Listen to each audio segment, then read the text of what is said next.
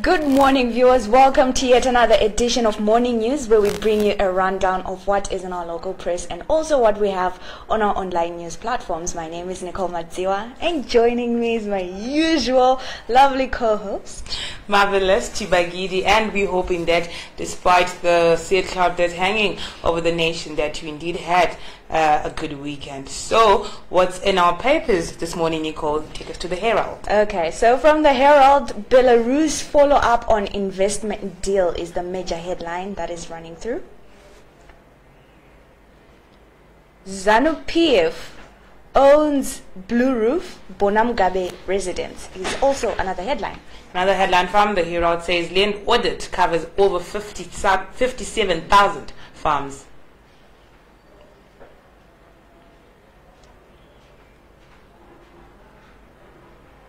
Okay, so for the news in detail, ZANU-PF owns Blue Roof, Mugabe a residence, and it reads, ZANU-PF has title to former President Robert Mugabe's houses, the imposing Blue Roof mansion in Borodale, and the Mount Pleasant property occupied by his daughter Bona. Details have emerged.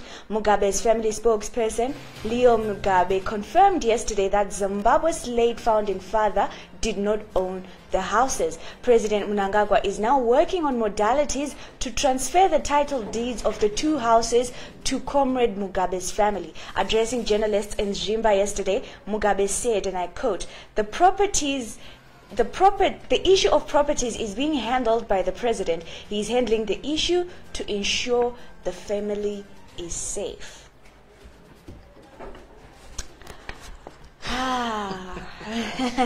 And then, I don't like your laugh. Why are you laughing like that? What do you mean? Why am I laughing like that? I'm not going to comment.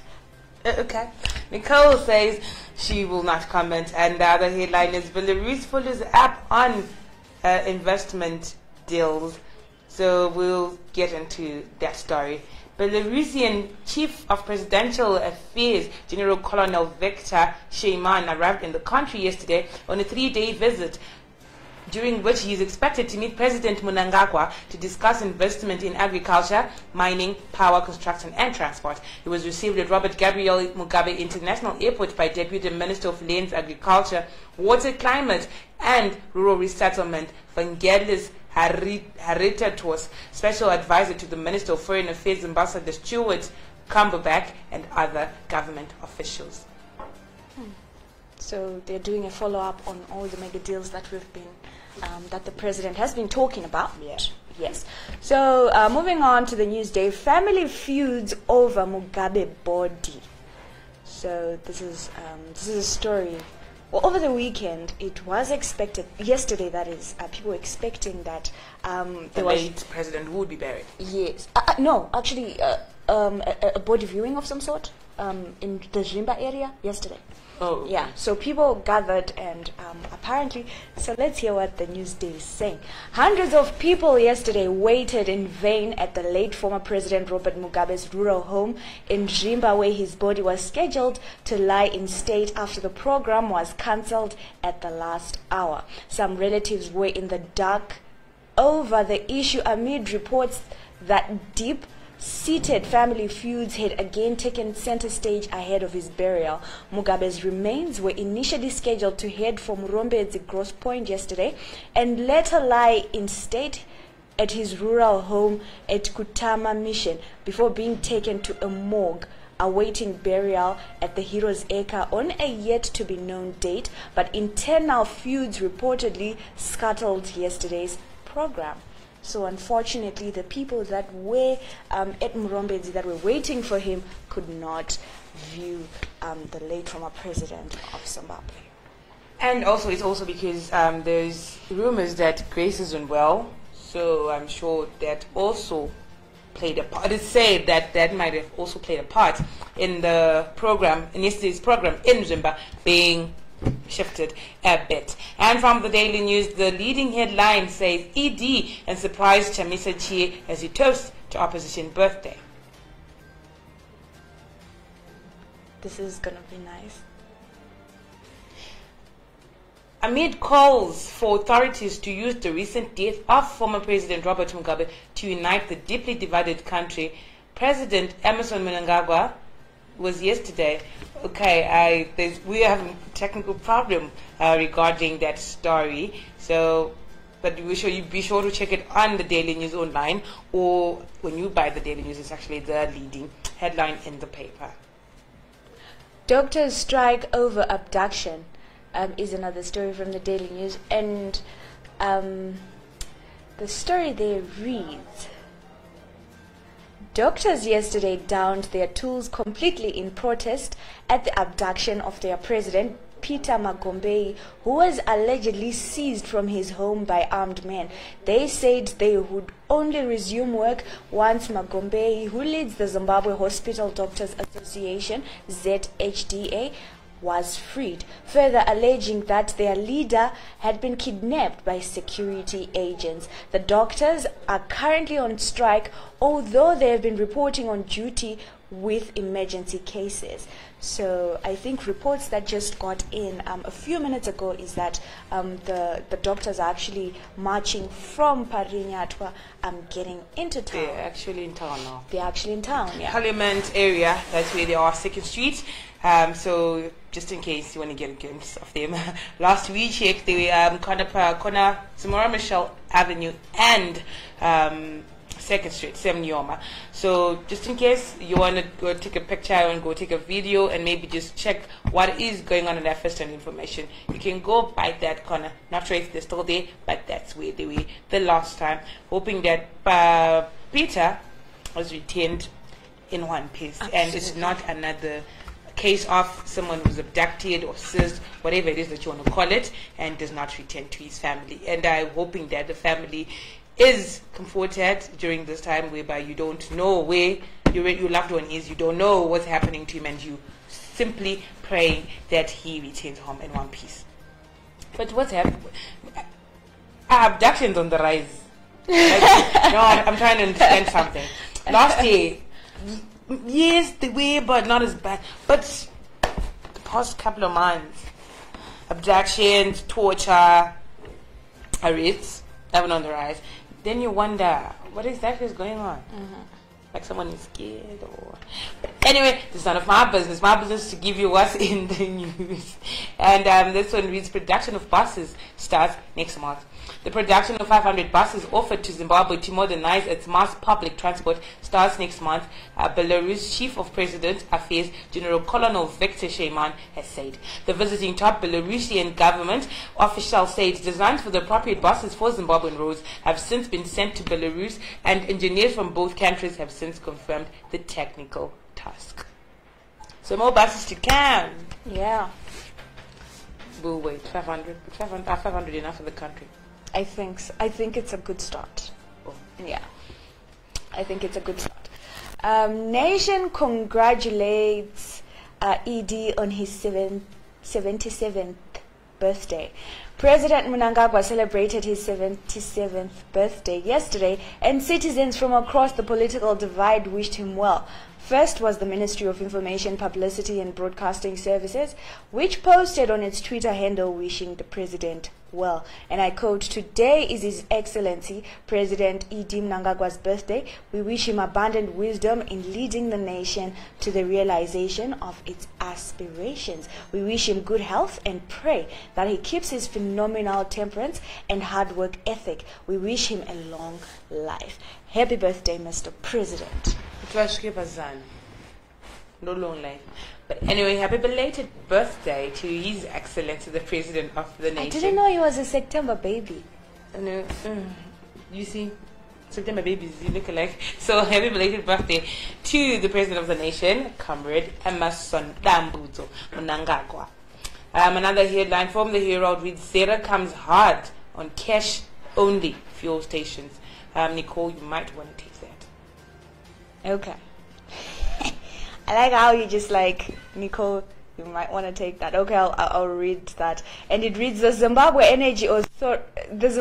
Energy Regulatory Authority, ZERA, yesterday shut down a MAPS fuel service station on allegations of conducting business outside its license condition. The service station was reportedly refusing to sell fuel to consumers without hard cash. This resulted in a serious commotion at the fuel station, with potential consumers complaining bitterly over the conduct. It is understood that some potential customers called Zera, raising concerns over the operations of MAPS fuel, which they thought were against pronouncement of monetary authorities that bond notes, mobile money, electronic payments, and bond notes were acceptable as modes of payment. But I think MAPS just pissed off someone important, because this has been going on for a while. The cash only. The cash only. So are we supposed to be okay with it because it's been going on for a while? No, I'm just saying that they pissed off the wrong person. And then they're facing closure. And from the Newsday, it reads, will roll out more demos, MDC. The Nelson Chamisa-led opposition, MDC, is priming its membership for another wave of demonstrations to force President Emmerson Mnangagwa's government to urgently address the country's deteriorating socio-economic and political situation. Party Secretary General Chariton Wende yesterday said the party was geared to push Mnangagwa to the negotiating table to resolve the socio-economic and political crisis.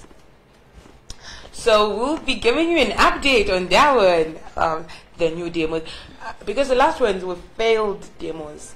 Okay, they were not failed, but they were prohibited. That almost same thing as failed anyway. Yeah, they like, failed. Yeah. To happen. Yeah. It's like, again, I'm stuck. I feel like I'm stuck in limbo, where I relive something over and over again. Anyway, still on the news day, Zesny petitions Parley over electoral reforms. And the story reads, Independent electoral watchdog Zimbabwe Election Support Network has called for the speedy alignment of electoral laws with the Constitution to promote and enhance democracy and transparency in the country's electoral system. In a statement to mark the International Day of Democracy yesterday, which ran under the theme Participation, Zesny called on government to align the Electoral Act with the Constitution to, among other things, accommodate the diaspora vote and speed up resolution of electoral disputes. So this is a call over electoral reforms. From the Newsday, striking doctor's leader abducted. I like how you say abducted, bruh. It's like deep. Okay, well, how do you want me to say it? I like it. Let's carry on. The Zimbabwe Association of Doctors from Human Rights, ZADHR, has raised alarm following the alleged abduction of Zimbabwe Hospital Doctors Association, ZHDA, acting president Peter Mugabe from his Harare home by 3 masked men on Saturday night. At the time of going to print last night, Mugabe, who is leading doctors' current strike for better working conditions, had not yet been accounted for.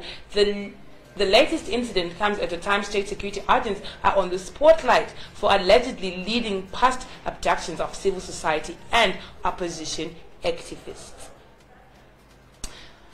And also ZADHR is also calling for the ministry to be able to protect its workers, because honestly you can't, I'm sure the doctors are now worried that am I next? Yeah. If one of them is gone, they're probably wondering, am I the next doctor to be abducted? Yeah, and of course the Minister of Health, Honorable Obadiah Moyo, has released a statement saying that they have reported the issue to the police and investigations are underway. I like that, because it always comes. Whenever there's an abduction, there's a torture of some member of the civil society or activist or whatever. There's always the case has been reported to the police and investigations are underway. Further details to follow. The diplomacy in our nation. That's astounding. It's amazing. Okay, moving on to the news day. Relief for patients with drug-resistant TB. Patients with drug-resistant TB in Zimbabwe will soon have an option of a shorter regimen which reduces length of treatment for multi-drug resistant tuberculosis from nearly 2 years to between 9 and 12 months. This follows efforts by the Health Ministry and partners such as the World Health Organization to roll out a shorter, highly effective oral regimen for the resistant tuberculosis. The current 2 years treatment regimen is costly and has significant side effects. And in addition, the length of the regimen makes it hard for patients to adhere, resulting in treatment interruptions, making it harder for the health systems to sustain. So the shorter, the better. You know. This one is from the Newsday, and it reads, ZAPU retiring its old guard. The opposition ZAPU has resolved to retire its entire old guard from top leadership positions to allow for the party's renewal and rebranding exercise following a string of election losses since its revival over 10 years ago, Southern Eye learned. Acting President Isaac Mabuga is leading the party's renewal and rebranding process. ZAPU has been performing badly in the past elections, and party sources said the renewal and rebranding exercise, starting with the retiring of the old guard, was necessary. So the old dogs are going, and then in comes the new guys. How are they planning on rebranding? Because they're getting the new guys. And probably then with the new guys, the fresh guys with fresh blood. So they think they're like, but then they'll come and they'll have like different view from how the old dogs were leading the party. So they think the reason why they don't have a lot of following is because of old dogs. No, it's the removal of the old dogs is part of rebranding the party, and I really can't wait to see the rebranding as it starts. Okay, moving on to the news day. IMF team jets in for SMP review. And this story reads, an International Monetary Fund IMF team is in the country for the first review of a staff monitored program, SMP, geared towards engendering reforms to restore Zimbabwe's economic stability. The fund recently approved SMP for the Southern African country, which is battling to implement much needed reforms to balance its economy. Responding to questions last week in Washington, D.C., the Bretton Woods Institution spokesperson Gary Rice said by undertaking the SMP, it means the institution is engaging fully with Zimbabwe on policies and reforms with a view to engender macro and financial stability prior to extending financing. And a very good morning to Emmanuel Nyakonda, one of our top fans. Very good morning to you. And he has been sending his views and his comments in our comment section on Facebook. And he's saying they grab anything and it's a fact. And he also mentioned that we need diaspora votes. And he says he sent a text to intimidate, so actions must be done. And on the ZAPU issue, he says young blood is needed. Thank you very much, Emmanuel, for your comments. Grace and well, Mugabe's Zimba farewell today.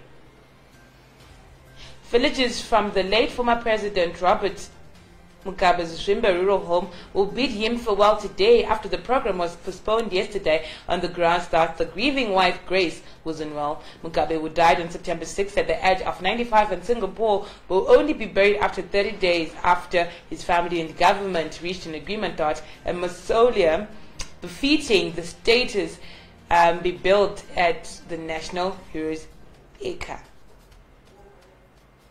So I think this also clarifies that people thought Mugabe would be buried in Zimba, but well, he will be buried at the Heroes Acre in the capital. Mangudjika summoned over Command Agriculture. Reserve Bank of Zimbabwe RBZ Governor John Mangudjika has been summoned to appear before the Parliament's Public Accounts Committee to answer allegations that $3 billion vanished under the controversial Command Agriculture program between 2007 2017 and 2018. PAC chairperson Tendai Biti told the Daily News yesterday that his committee wants clarification of the funds by the finance ministry. And again, but some are saying that, you know what, these funds were not actually there. Like US $3 billion, they're not there. I forgot the 10th, but then it's that time when you supply and then you pay, something like that, later or something. I forgot. I'll give you guys that tomorrow. But then the availability that there actually was $3 billion is also being questioned. But anyway, we will only know when Manguja goes before the committee. Goes before the park committee. Pensioners' services wiped out in 2008 repeats. The Parliamentary Portfolio Committee on Budget and Finance, led by Chikomba Central MP Felix Mona, says pensioners are now experiencing the same hardships they faced in 2008 when all their savings were wiped out due to an economic crisis. In its latest report, the committee urged the government to put in place measures to foster a repeat of the 2008 situation.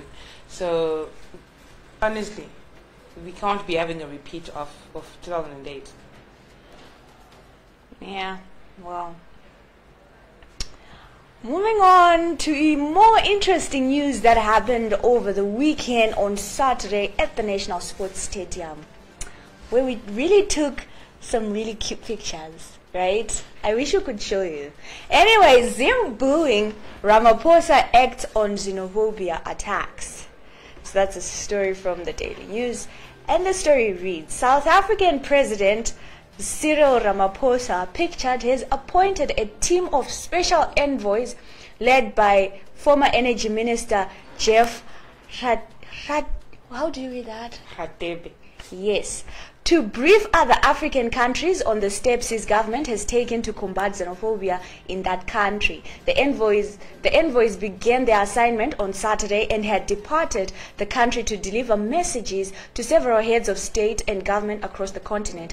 This comes after Ramaphosa was jeered and booed at the state funeral of the late former president of Zimbabwe, Robert Mugabe, at the National Sports Stadium in Harare on Saturday. So, yes, it took Zimbabweans to boo him. To boo and jeer at him as he was on the podium at Mugabe's funeral to act. Yeah. Remember, he actually failed to speak. I was listening then. No, but I'm trying to understand this.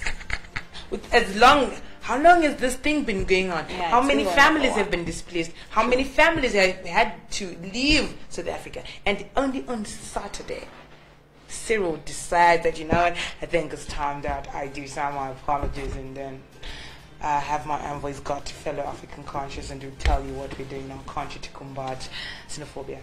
Anyway, I think he speaks like that. I'm just saying.